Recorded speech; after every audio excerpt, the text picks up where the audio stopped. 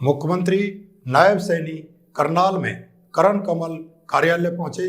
मुख्यमंत्री नायब सैनी ने कहा कि चुनाव का रिजल्ट आएगा। देश के लोगों का प्यार, देश के लोग नरेंद्र मोदी को प्यार करते हैं। मोदी ने 10 वर्षों में देश का विकास किया है, जनता के लिए काम किए। देश मोदी को तीसरी बार प्रधानमंत्री बनाने का काम करेगा। 400 पार सीटें आएगी। रणदीप सुरजेवाला पर मुख्यमंत्री नायब सिंह सैनी ने कहा कि कांग्रेस के नेता हर रोज झूठ परोसने का काम करते हैं। सुरजेवाला उस सरकार का हिस्सा था जब इनकी सरकार में पर्ची और खर्ची चलती थी, युवाओं का शोषण होता था, गरीब व्यक्ति को इस्तेमाल अपने वोट के लिए करते थे। रणदीप सुरजेवाला, हुड्डा इनके मंत्री जिन्होंने जनता के लिए कोई कार्य नहीं किया। हमारी सरकार ने लोगों के लिए, युवाओं के लिए काम किए हैं। हमारी सरकार गरीबों की सरकार है और युवाओं को मेरा आश्वासन है कि हम अंतिम समय तक अदालत में इनके हक की लड़ाई लड़ते रहेंगे। किसी की कोई नौकरी नहीं जाएगी। सुप्रीम कोर्ट सारी प्रक्रिया को देखेगा। गरीब के लिए हमने ये कदम उठाया था।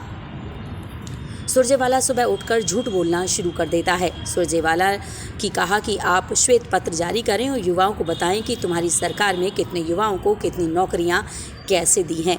ये बताएं कि सुरजेवाला जब इनकी सरकार थी और ये मंत्री रहे थे। सुरजेवाला को मेरा चैलेंज, एक नाम बताएं बिना पर्ची खर्ची के इन्होंने अगर किसी को नौकरी दी हो तो। मुख्यमंत्री नायब सिंह सैनी ने कहा कि रोना धोना इनका रहेगा। ये हर बात को लेकर रोएंगे। लोग राहुल गांधी और भूपेंद्र सिंह हुड्डा हो या ईवीएम पर बोलेंगे। उन्होंने अरविंद केजरीवाल को लेकर के कहा कि चोर की दाढ़ी में तिनका वाला इनका काम है। देखिए, ये देश के लोगों का प्यार है। देश के लोग नरेंद्र मोदी जी को स्नेह करते हैं, प्यार करते हैं। नरेंद्र मोदी जी ने एक योजनाबद्ध तरीके से अंत्योदय की भावना से देश के गरीबों को जो मजबूती दी है, देश की महिलाओं को सशक्त किया है, किसान को मजबूत किया है, युवाओं में विश्वास बढ़ाया है। ये इसका परिणाम है कि देश का एक चहुमुखी विकास पिछले 10 वर्षों में योजनाबद्ध तरीके से आदरणीय प्रधानमंत्री जी ने किया है। देश की समस्याओं का समाधान किया है।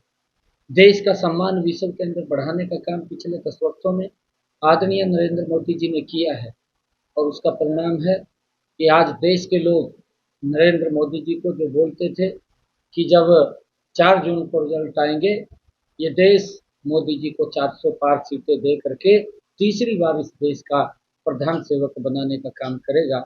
और जिस प्रकार से आदरणीय प्रधानमंत्री जी ने संकल्प लिया है कि हम आने वाले 2047 तक भारत को एक विकसित राष्ट्र बनाने का काम करेंगे और उस विश्वास के ऊपर देश, क्योंकि मोदी जी के ऊपर विश्वास करता है और 140 करोड़ लोगों ने बढ़ चढ़ करके मोदी जी को उस विकसित भारत में, ये भारत विकसित राष्ट्र बने, एक एक अपना मतदान दे करके आदरणीय मोदी जी को मजबूत करने का काम किया है।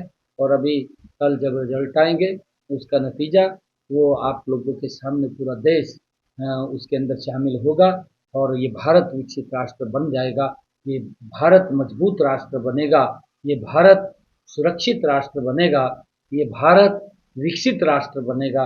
भाई, उसको लेकर के देश के अंदर आदरणीय नरेंद्र मोदी जी ने जब रिजल्ट आएंगे तो उसके लिए गति से काम करें। रणदीप सिंह सुरजेवाला ने प्रेस कॉन्फ्रेंस की है। पिछले दिनों हाई कोर्ट की तरफ से फैसला आया था जो आप लोग सोशल आर्थिक आधार पर नंबर देते हैं 5, उसे खारिज कर दिया। तो बर्खास्त करने की मांग की है सरकार को। साथ साथ ये भी कहा है कि आप लोगों ने लाखों युवाओं का भविष्य खतरे में डाल दिया है। देखिए, मैं कांग्रेस के इन नेताओं को ये कहना चाहूँगा, क्योंकि हर रोज झूठ परोसने का काम करते हैं। रणदीप सुरजेवाला साहब को अपनी सरकार जिसके अंदर वो शामिल था, जिसके अंदर पर्ची भी चलती थी, जिसमें खर्ची भी चलती थी, जिसके अंदर जो नौकरी के पैमाने थे वो सारे तार तार कर दिए जाते थे, युवाओं के साथ एक बड़ा धोखा हो जाता था। और कोर्ट जब ये प्रक्रिया को गलत करते थे तो उनको 5 साल के बाद, 10 साल के बाद बाहर का रास्ता दिखाने का काम करता था। परंतु हमारी सरकार ने बड़ी ईमानदारी से युवाओं के साथ आज भी खड़ी है। एक गरीब व्यक्ति जिसकी सुनवाई कांग्रेस के कार्यकाल में नहीं होती थी, गरीब व्यक्ति को तो ये लोग वोट के लिए इस्तेमाल करते थे, उसका वोट ले लेते थे, परंतु जब कहीं नौकरी की बात आती थी तो उसको घर में भी नहीं घुसने दिया जाता था। उनके शरीर से रणदीप सुरजेवाला को भी और इनके नेताओं को भी, भूपेंद्र सिंह हुड्डा को भी, अगर ये मंत्री थे उस सरकार के अंदर, बदबू आती थी, वो नज़दीक नहीं लगते थे, तो वोट तो ले लेते थे, वोट लेकर के उन लोगों का शोषण करते थे। पहली बार है कि मनोहर लाल जी ने ऐसा सिस्टम बनाया कि उस गरीब व्यक्ति को, कि वो भी हरियाणा सरकार की नौकरी के अंदर आ सके, उसको आर्थिक आधार के ऊपर 5 नंबर देने का काम वो हमारी सरकार ने किया था।